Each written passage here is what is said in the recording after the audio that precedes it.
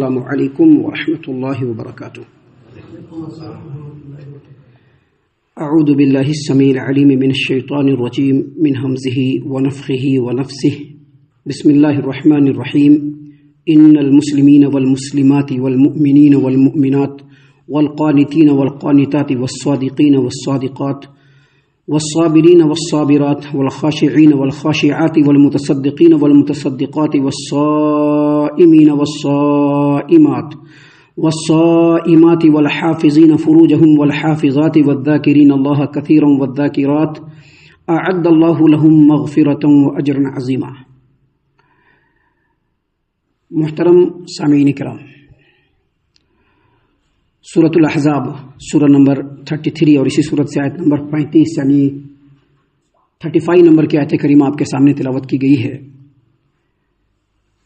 یوں تو قرآن کریم کے اندر جتنی بھی آیتیں ہیں، تمام آیتیں اور آیتوں میں سے کوئی ایک آیت اگر انسان اپنے دل کو کھول لے اور ان آیتوں پر غور کرے تو اس کو ہدایت مل جائے گی، ہمیشہ یاد رکھیے۔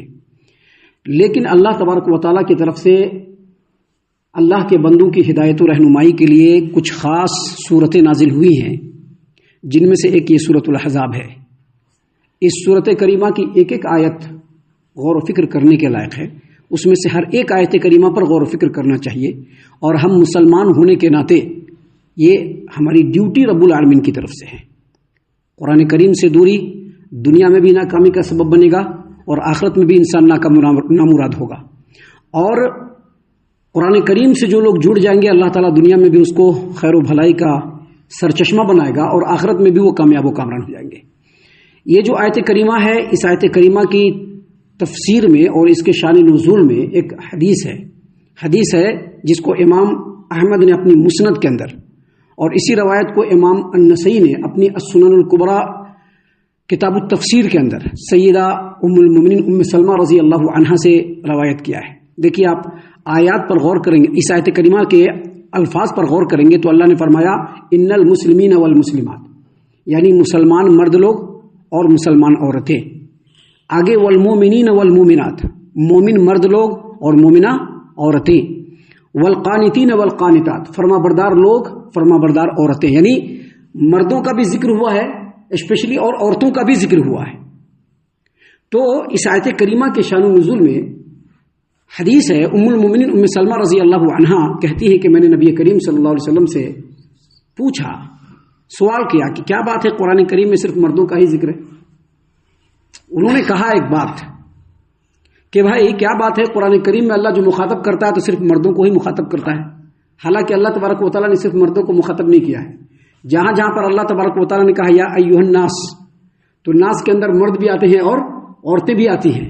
جہاں جہاں پر اللہ تبارک و تعالیٰ نے کہا یا ایھا الذین آمنوا، تو آمنوا میں ایمان والوں میں مرد بھی آتے ہیں اور عورتیں بھی آتی ہیں، لیکن پھر بھی خاتون ہیں۔ انہوں نے کہا نبی کریم صلی اللہ علیہ وسلم سے، اور بعض دوسری روایتوں میں ہے کہ بعض صحابیات نے بھی کہا کہ کیا بات ہے، قرآن کریم میں ہمارا ذکر یعنی عورتوں کا ذکر اس طرح سے نہیں ہے جس طرح سے مردوں کا ذکر ہے۔ وہ کہتی ہیں کہ ایک روز میں نے دیکھا سنا نبی کریم صلی اللہ علیہ وسلم ممبر پر اعلان فرما رہے تھے، میں اس وقت بال بنا رہی تھی۔ دیکھیے حدیث کو نقل کرنے میں کتنی باریکی۔ ام المؤمنین ام سلمہ رضی اللہ عنہ نے ڈائریکٹ بیان نہیں کیا ہے، ان سے بیان کرنے والے جو مومنین ہیں، جو راوی ہیں، ان تمام کی جو ہے ان کا جو پورا سلسلہ ہے کہ امام احمد نے فلاں سے، فلاں نے فلاں سے، اور فلاں نے ام المؤمنین ام سلمہ سے۔ تو بیان کرنے والے نے یہاں تک بیان کیا ہے کہ ام المؤمنین ام سلمہ رضی اللہ عنہا نے کہا کہ میں اس وقت کنگھی کر رہی تھی۔ خواتین اپنے گھر میں کنگھیاں کرتی رہتی ہیں۔ جب اعلان سنا تو فوراً اپنے بال کو سمیٹا، اور بال کو سمیٹنے کے بعد حجرہ کی طرف تشریف لے گئی تاکہ نبی صلی اللہ علیہ وسلم کیا فرما رہے ہیں وہ سن لوں۔ تو نبی صلی اللہ علیہ وسلم نے فرمایا کہ اے لوگو، اللہ تبارک و تعالیٰ فرماتا ہے ان المسلمین والمسلمات والمؤمنین والمؤمنات والقانتین والقانتات والصادقین والصادقات والصابرین والصابرات والخاشعین والخاشعات والمتصدقین والمتصدقات، یعنی پوری آیت کریمہ پڑھی۔ یہاں پر اس آیت کریمہ کی روشنی میں سب سے پہلے یہ سمجھ لیجئے کہ جو اللہ تبارک و تعالیٰ نے اس آیت کو نازل فرمایا خواتین کی دل جوئی کے لیے، کہ ان کو یہ نہیں سمجھ میں آیا کہ قرآن کریم میں اللہ نے خاتون کا ذکر نہیں کیا ہے۔ اللہ نے اس آیت کریمہ میں بھی اس کے علاوہ دوسری آیتوں میں بھی اسپیشلی مومن مرد اور مومنہ عورتوں کا اللہ نے ذکر کیا ہے. اس آیت کریمہ کی روشنی میں مفسرین نے یہ بھی بیان کیا ہے کہ اگرچہ اللہ تبارک و تعالیٰ نے اس آیت کریمہ میں مومن مردوں کا اور مومنہ عورتوں کا ذکر الگ الگ کیا ہے، لیکن اس کے باوجود اللہ تبارک و تعالیٰ نے جو بھی احکام نازل فرمائے ہیں ان احکام پر عمل کرنے میں، اللہ تبارک و تعالیٰ کی اطاعت و فرما برداری میں اور آخرت میں اجر و ثواب اور بلند درجات پانے میں مرد و عورت میں کوئی فرق نہیں ہے. دروازہ اور میدان بالکل کھلا ہوا ہے. جو جتنا زیادہ اللہ تبارک و تعالیٰ کی اطاعت کرے گا اللہ تبارک و تعالیٰ اس کو اتنا ہی اجر و ثواب میں بلند سے بلند ترین مقام دے گا. اور قرآن کریم میں جہاں جہاں پر اللہ تبارک و تعالیٰ نے مومنوں کو مخاطب کیا ہے اس میں مومن مرد اور مومنہ عورتیں دونوں بالکل شامل ہیں، لیکن اللہ تبارک و تعالیٰ نے کہیں پر دونوں کو الگ الگ ذکر کیا. جیسے آپ دیکھیں سورۃ الحجرات کے اندر اللہ نے کیا فرمایا، یا ایھا الذین آمنوا لا یسخر قوم من قوم عسى ان یکونوا خیرا منهم ولا نساء من نساء عسى ان یکن خیرا منهن. تو مردوں کا ذکر الگ کیا ہے اور عورتوں کا ذکر الگ کیا ہے، لیکن جہاں پر اللہ تبارک و تعالیٰ نے صرف ایمان والوں کا ذکر کیا ہے یا جہاں پر صرف اللہ تبارک و تعالیٰ نے الناس کا ذکر کیا ہے وہاں پر اس حکم میں مرد بھی شامل ہے اور عورتوں بھی شامل ہیں، لیکن عورتوں کے جو مخصوص مسائل ہیں اس میں صرف عورتیں شامل ہیں، اس میں مرد شامل نہیں ہے. سامعین کرام، یہاں پر اللہ تبارک و تعالیٰ نے سب سے پہلے فرمایا ان المسلمین والمسلمات، بے شک مسلمان مرد اور مسلمان عورتیں، اور پھر آگے فرمایا والمومنین والمومنات، اور بے شک مومن مرد اور مومنہ عورتیں. اس سے کیا پتہ چلا، اسلام ایک الگ چیز ہے اور ایمان الگ چیز ہے، کیونکہ دونوں کا ذکر کیسے ہوا ہے، الگ الگ ہوا ہے. آپ قرآن کریم اٹھائیے، سورۃ الحجرات اٹھائیے، آیت نمبر 14 اٹھائیے. اللہ تبارک و تعالیٰ نے فرمایا قالت الاعراب آمنا قل لم تؤمنوا ولكن قولوا اسلمنا ولما يدخل الايمان في قلوبكم. دیکھو دیہاتی لوگوں، دیکھو قریے کے لوگوں، مدینے والوں کو کہا جا رہا ہے، سارے قریے والوں کو نہیں کہا جا رہا. جو مدینے کے اطراف میں جو قریہ والے تھے، جو دیہاتی تھے، ان کو کہا جا رہا ہے کہ دیکھو اعرابیوں، دیکھو دیہاتیوں، تم جو ابھی اسلام کے اندر آ گئے ہو تو یہ مت کہو کہ ہم ایمان والے ہو گئے، بلکہ کہو کہ ہم اسلام لائے ہیں اور ابھی تک ایمان تمہارے دل کے اندر اترا نہیں ہے. اس کا مطلب کیا ہوا، اس کا مطلب یہ ہوا کہ اسلام الگ چیز ہے اور ایمان اس سے آگے بڑھ کر کے چیز ہے. صحیح البخاری کی روایت ہے، صحیح البخاری کتاب المظالم حدیث نمبر 2475 نمبر کی روایت، اور صحیح مسلم کتاب الایمان حدیث نمبر 57 نمبر کی روایت ہے. نبی کریم صلی اللہ علیہ وسلم نے فرمایا الزانی لا یزنی، الزانی لا یزنی حین یزنی وہو مومن. اس کا مطلب یہ ہے کہ جب کوئی زناکار زناکاری کرتا ہے اور وہ اگر مسلمان ہوتا ہے تو زناکاری کرتے وقت وہ مومن نہیں ہوتا ہے، کیونکہ اس کا ایمان اس کے دل سے سلب کر لیا جاتا ہے، وہ مومن نہیں ہوتا ہے. اس سے یہ پتہ چلتا ہے کہ ایک مسلمان جب گناہ کا کام کرتا ہے تو پھر اس وقت وہ مومن نہیں رہتا ہے. حالانکہ زناکاری کرتے وقت یا شرابی شراب پیتے وقت مومن تو نہیں رہتا ہے، لیکن دائرہ اسلام سے خارج بھی نہیں ہوتا ہے، کیونکہ اسلام اس کے اندر ہوتا ہے. لہذا اسلام ایک الگ چیز ہے اور ایمان ایک الگ چیز ہے، اور اس پر بڑی تفصیلی بحث محدثین نے اپنی اپنی حدیث کی کتابوں کے اندر، اور خود حافظ ابن کثیر رحمۃ اللہ علیہ نے صحیح البخاری کی شرح کرتے ہوئے اس کے آغاز میں بھی اس کی پوری تفصیل بیان کی ہے کہ ایمان اور اسلام دونوں الگ الگ درجے ہیں.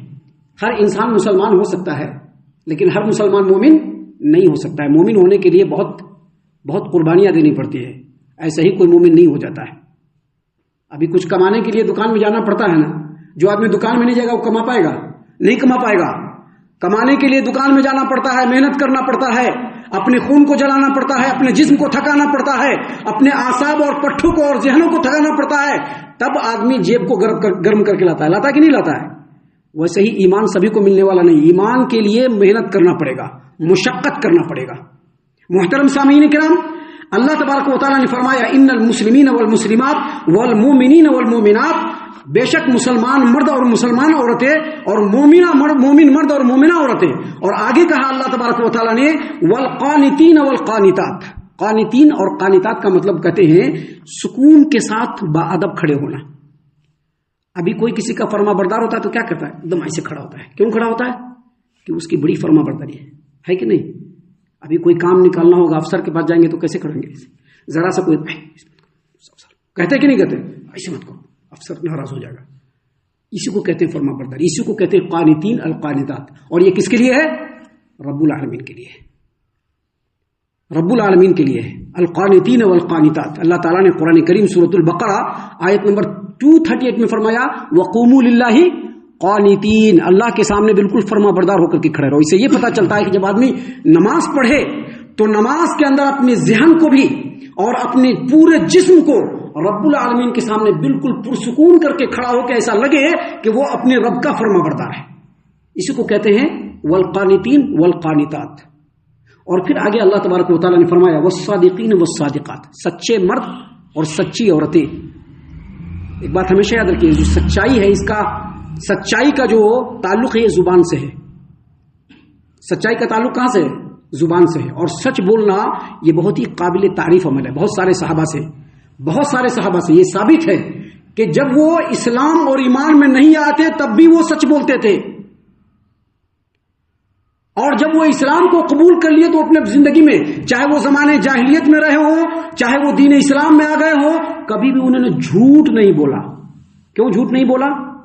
کیونکہ سچائی جو ہے یہ ایمان کی علامت ہے, یاد رکھیے گا. اور اگر ایک مومن یا ایک مسلمان کے زبان سے جھوٹ نکل رہا ہے تو وہ اس کے منافق ہونے کی علامت ہے. حدیث سنا ہوگا آپ لوگوں نے, کئی بار سنا ہوگا. آیت المنافق ثلاث اذا حدث کذب. منافق کی جو نشانی ہے وہ 3 ہے, اور بعض روایتوں میں 4 ہے. اس میں سے ایک کیا ہے؟ جب وہ بات کرے تو جھوٹ بولے. یہ جو جھوٹ بولنا جو ہے نا یہ منافق کی نشانی ہے, اس کو سمجھنا چاہیے. یہ جو آیتیں ہیں نا یوں ہی اللہ تبارک و تعالیٰ نے نہیں بیان فرما دیا ہے, یا یہ آیت کریمہ جو دروس کے اندر پڑھے جاتے ہیں صرف سننے کے لیے نہیں پڑھے جاتے ہیں بلکہ اس پر عمل کرنے کی ضرورت ہے. دیکھیں ایک حدیث ہے جس کو امام بخاری رحمۃ اللہ علیہ نے صحیح البخاری کتاب الادب باب قولہ تعالی یا ایھا الذین آمنوا اتقوا اللہ وکونوا مع الصادقین حدیث نمبر 6094 پہ روایت کیا ہے.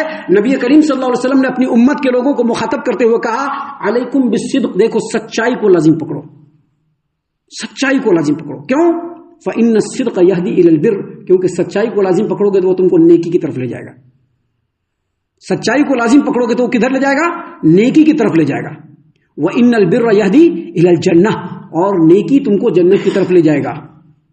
اور پھر اللہ کے رسول صلی اللہ علیہ وسلم نے فرمایا ولا يزال الرجل يصدق. انسان برابر سچ بولتا ہے ويتحرى الصدق, اور سچ بولنے کی کوشش کرتا رہتا ہے یہاں تک کہ رب العالمین کے ہاں اس کے لیے لکھ دیا جاتا ہے کہ یہ آدمی سچا ہے.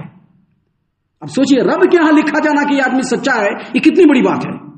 اسی لیے ہمیشہ سچ بولنے کی کوشش کرنی چاہیے. اور اس کے مقابلے میں نبی کریم صلی اللہ علیہ وسلم نے اپنی امت کے لوگوں کو بتایا کہ وَإِيَّاكُمْ وَالْكَذِبَ. دیکھو جھوٹ سے بچو. کیوں؟ فَإِنَّ الْكِذْبَ يَهْدِي إِلَى الْفُجُورِ.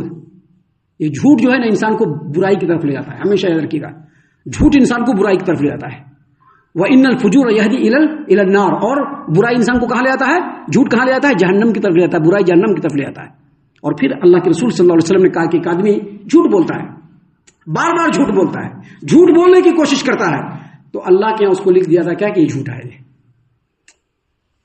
ابھی میں ان کو کہوں جھوٹا تو کوئی فرق نہیں پڑتا ہے. میرے کہنے سے یہ جھوٹے نہیں ہو جائیں گے, جھوٹے ہو جائیں گے نہیں ہوں گے. ان کے کہنے سے یہ جھوٹا نہیں ہو سکتا ہے. میں کہوں کہ ماموں بڑے سچے ہیں تو وہ سچے نہیں ہو جائیں گے.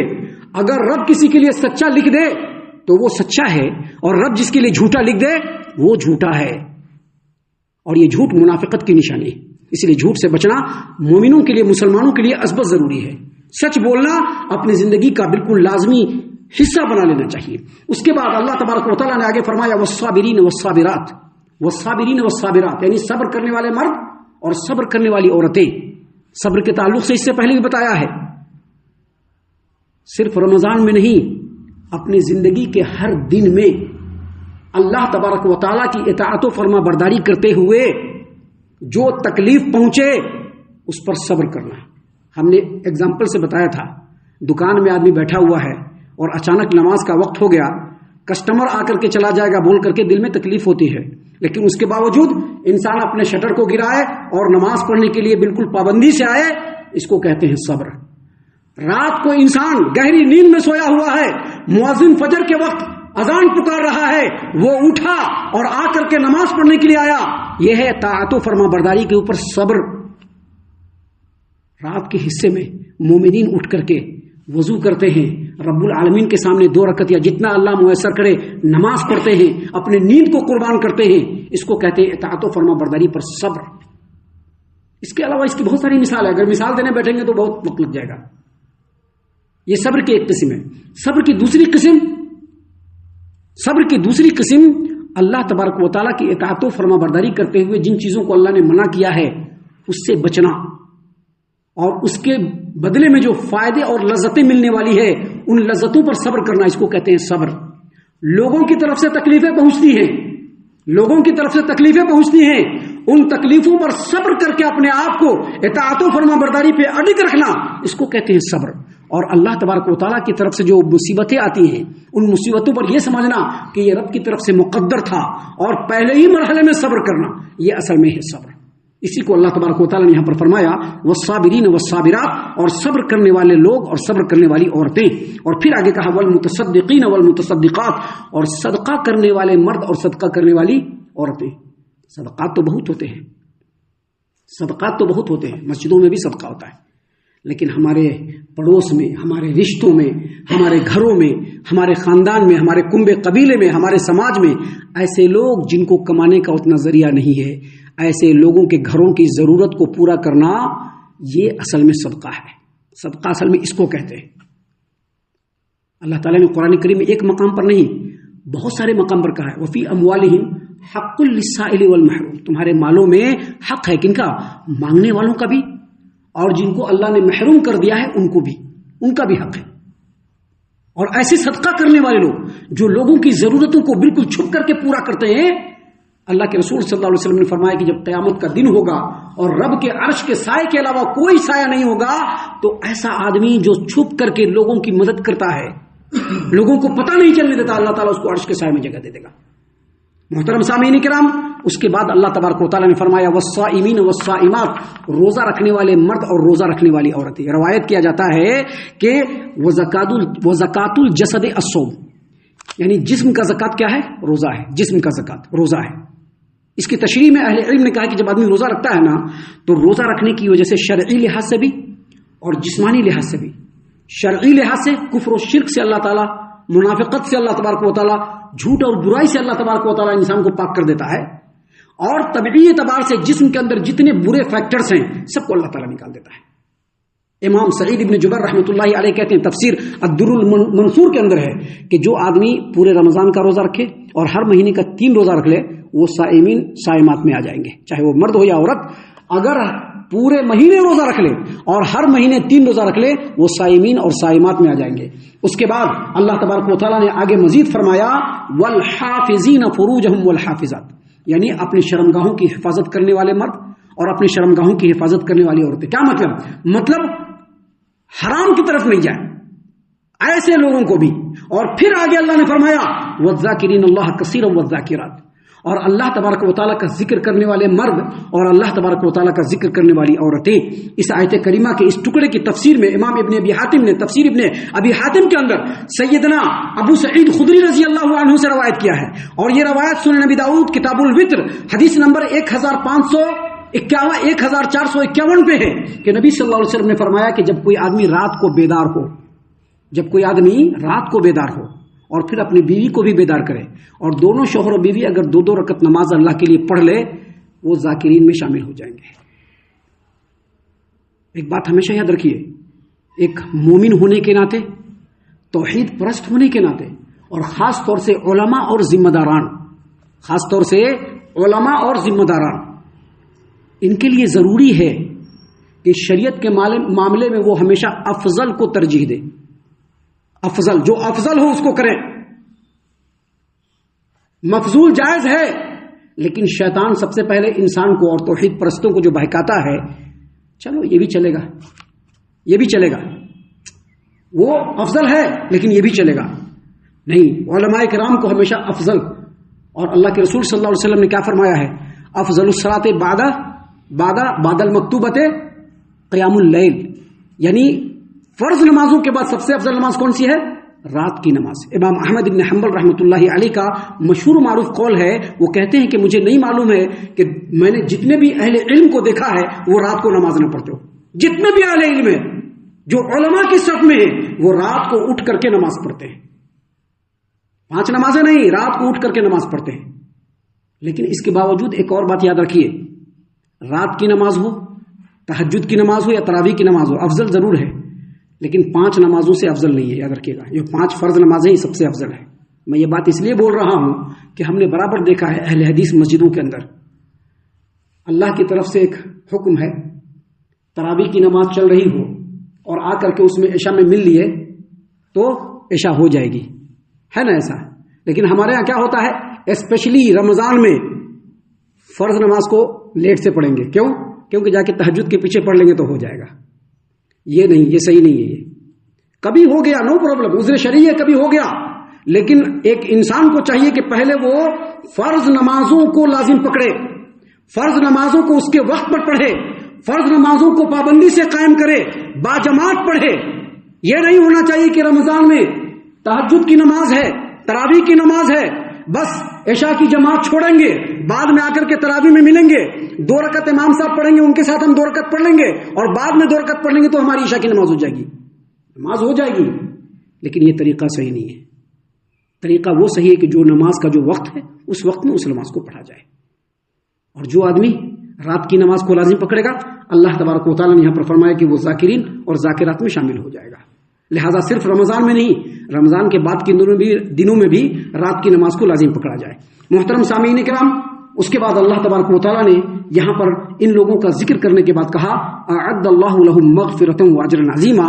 یہ تمام کے تمام مرد اور یہ تمام کے تمام عورتیں کچھ شک نہیں کہ اللہ تعالیٰ نے ان کے لیے بخشش بھی رکھا ہے اور بہت بڑے اجر و ثواب کو تیار کر کے بھی رکھا ہے.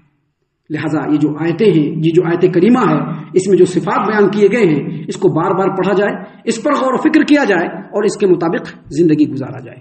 ہم اللہ سے دعا کرتے ہیں کہ اللہ تعالی ہم تمام کو ان تمام باتوں کے اوپر خوب غور و فکر اور تدبر کرنے کے ساتھ ساتھ ان باتوں پر عمل کرنے کی بھی توفیق عنایت فرمائے.